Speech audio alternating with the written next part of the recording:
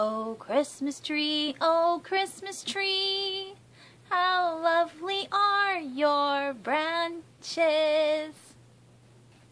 Hi BookTube, it's Missy, and today I am officially joining the bandwagon and I'm going to be doing Vlogmas until Christmas, and that is just uploading videos every single day. Crossing my fingers. I would love to participate. I did upload a video yesterday, so I'm still golden on that. And today is a new day. So today is my November wrap-up.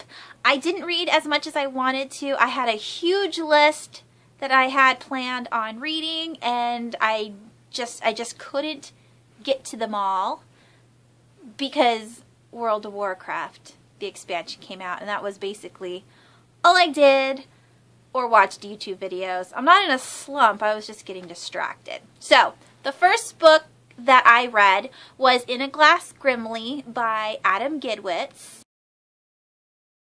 I already uploaded my review for the 3 books in that trilogy. They're all companion novels, but they all kind of go together. It's the same kind of theme, and they are retellings. They were really, really good. Check out my video. I'll leave the link down below if you haven't watched it. The next book that I read was another middle grade book, and this one was called Beyond the Deep Woods, and this is by Paul Stewart. It was illustrated by Chris Rydell. I just loved this book, and it made me want to just buy the entire series just from the first book. It's really long. It's, I think, 10 books. It kind of reminds me of Jim Henson. I could see this book series like turned into puppets and being done almost like a Fraggle Rock, or, you know, like a Dark Crystal or a Labyrinth. Anything in the Jim Henson field. I really, really enjoyed it. The main character's name is Twig, and we don't find out until about a few pages in that he was actually adopted. The parents don't know who placed him on their doorstep, but they do know that he needs to go out in the world and find his place in life because he just doesn't fit in. He lives with wood trolls, and he's just too big. He's too big for the house. He's too big for the things that they do, like their work. He can't do it because he's too tall. And so the mother sadly tells him he has to leave. But the thing with Twig is, because he is not truly a wood troll, he tends to get distracted and wander off the path. And that is like the epitome of not being a part of their world. Like, wood trolls never ever ever leave the path, and that is like hammered down in the book. They're like, they never do this, and so obviously you're an outsider and you shouldn't be here. And so, like Twig usually does, he wanders off the path and he comes across all these different creatures, and a lot of dire situations happen, but throughout the whole book there's a little help along the way, and I really, really liked it. I really liked it. It's got sky pirates, it's got all these different kinds of forest creatures. It's got really funny names, like super made up names to go along with all of the creatures that live in the forest. And there's scary monsters, and I can't wait to continue on with the series. I already talked about In a Glass Grimly and The Grimm Conclusion. I read those 2 books at the beginning of the month, and then I read Beyond the Deep Woods. And then the 4th book, I didn't read it. I listened to it on audiobook, and it was Dad is Fat by Jim Gaffigan. He's super hilarious, and he always tells his audience that he is a family-friendly Joker. Comedian. He's a family-friendly comedian because he doesn't really cuss in his jokes, and so if you don't really like cussing, I would definitely check out his stand-up. He is super funny, and because he's got 5 kids, I can relate to a lot of his jokes because I too have small children and I've gone through a lot of the things that he has dealt with. And so the book that he read, Dad is Fat, is kind of like an autobiography. It's just essays about his life and what it's like dealing with his 5 kids living in a 2-bedroom apartment in Manhattan. I believe that's where he lives. I'm pretty sure. So I listened to that one, and then the next book that I read was a novella that comes, it's supposed to come, can you see up here? No. Alright, so the book is called Scarlets, and it is by Madeleine Roux. It's the book that is supposed to go between Asylum and Sanctum, but in Sanctum you meet a character named Cal, and if you read the novella before you read Sanctum, it might be kind of spoiler-ish, and so I waited until I had finished Sanctum, and then I read it, and then it made more sense on why things happened and why he was involved and so forth.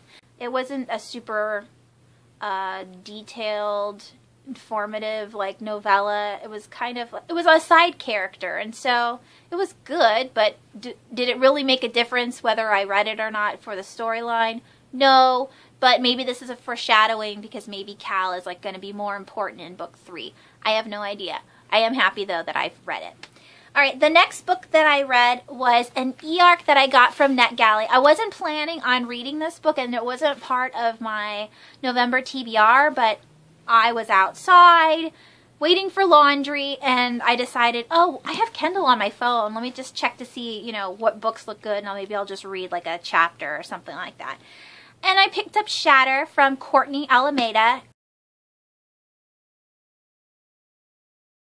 And it is so good.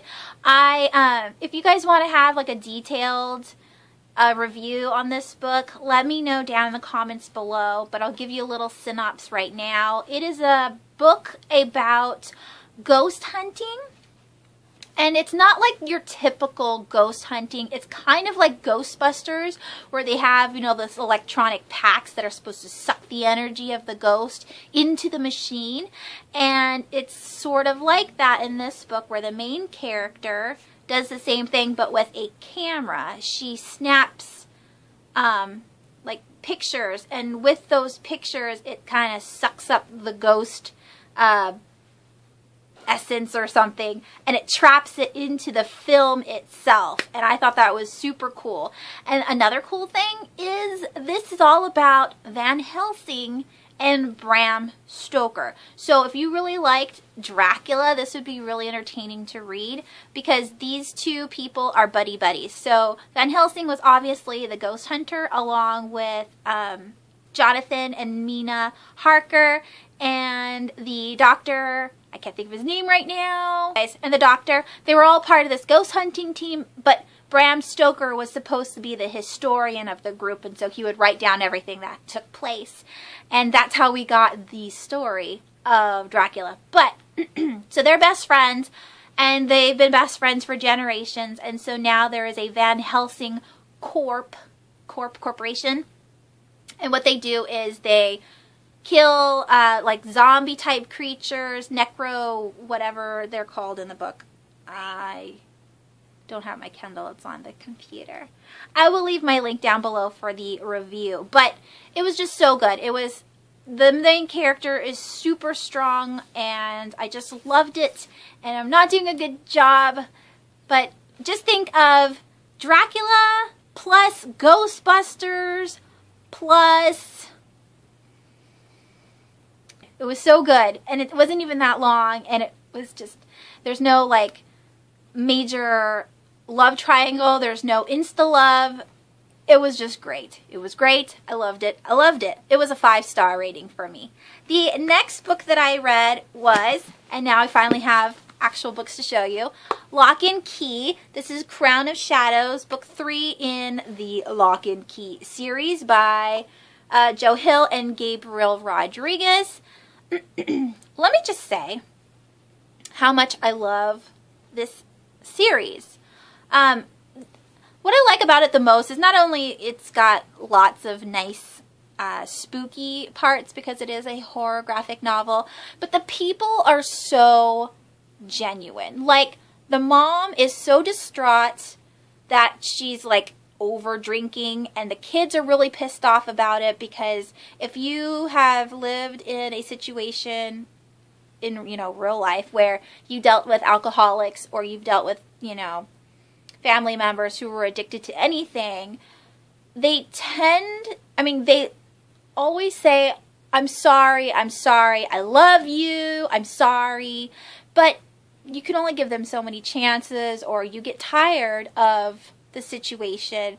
And the kids are in that stage right now where they're just like, Mom, you are just awful garbage. You aren't even doing what you're supposed to be doing. And it's just so accurate. You know what I mean? It's accurate, and I love that the kids and the mom and everybody that is surrounding the family, that they are all genuine, real kinds of characters. And then the keys are just awesome. I mean, don't you ever want to like just find a key and open a door and it's not what you were expecting? It's not a closet or a room. It's something else. And these keys are all magical, and I love the series. I love it. And then after that, I finished Saga Volume 3. I was hoping this was Hazel, but it's not. This is somebody else. Hazel isn't that big yet, and this is only maybe a few weeks or a couple months after the first book. I don't know why I thought it was going to hop all the way that quickly. But this book was really good too, and there was no naked bits in this book. Oh, wait. Yes, there was. There's a little bit of naked bits in here. Not too bad. Not too bad. The TV people in this book are disgusting. Perverts, that's what they are. The TV people are perverts. Just so you know. I don't know if that's a spoiler. TV people equals perverts.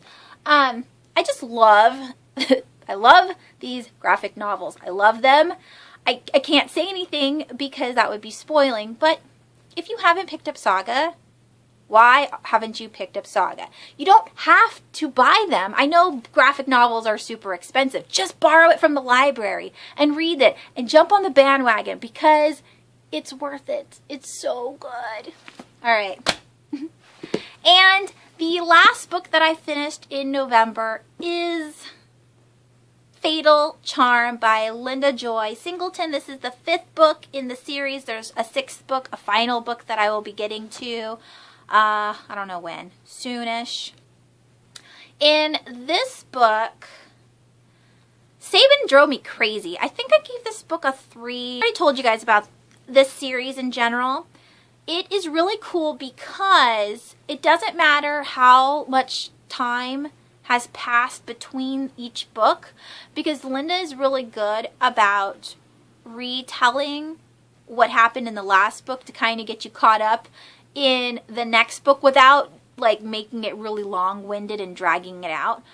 But I didn't notice how she did it so often. So for instance, say Sabin went to school and she talked to her boyfriend. A chapter later, they'll say, and, you know, Sabin went to school and talked to her boyfriend. And then 3 chapters later, it'll say, you know, back when Sabin went to school and she talked to her boyfriend. If you are really good at, you know, reading comprehension, you shouldn't have to have so many reminders on what the plot of this story is. And so that was kind of getting annoying. And then Sabin... She used to not irritate me, but maybe I'm just reading so much YA now that the little things are starting to kind of irritate me, and that she was just being lame about stuff. Like, there is a love triangle in this book, more so than in the other books.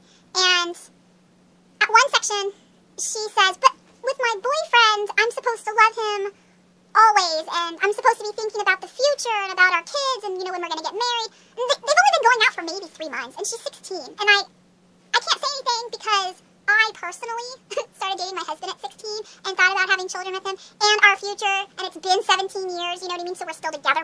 But we are not the norm. Normal teenagers do not think this passionately about their boyfriends and girlfriends. So I thought she was kind of like weird and obsessed about it, and almost to the point where people will say like, well, we were kissing, so we had to get further along. I mean, we had to, like, if we kissed, then we have to go to like second, third base because we were kissing. That's not true. You can just kiss and then call it a night. And so that's how I felt like with her. Oh, but we're boyfriend and girlfriend, so we need to get married. No, you can date people, you can like people, but not marry them. And I am working on Paranoia by J.R. Johansson.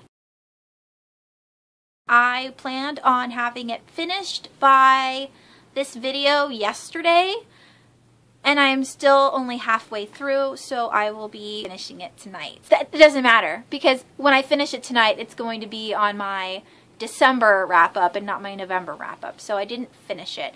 I am also currently listening to Ruin and Rising by Leigh Bardugo. That's the 3rd book in the Trilogy.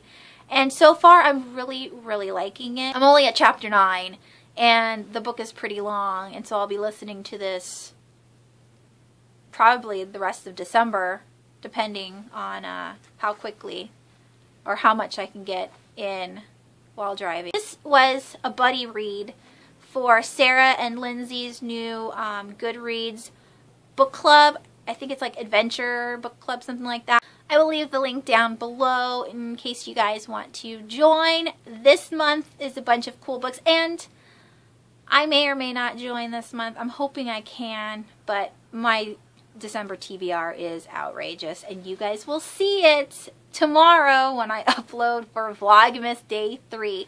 Thanks for watching. That was it, my November wrap-up. How much books did you read this month or in November? Did you get to your goal? I've always got these goals, these great ideas of what I'm going to read, and the majority of the time I don't accomplish everything I want. But that's okay, because it's good to have a list. I like the lists. That way I can check it off. Thanks for watching. I will see you tomorrow. Bye!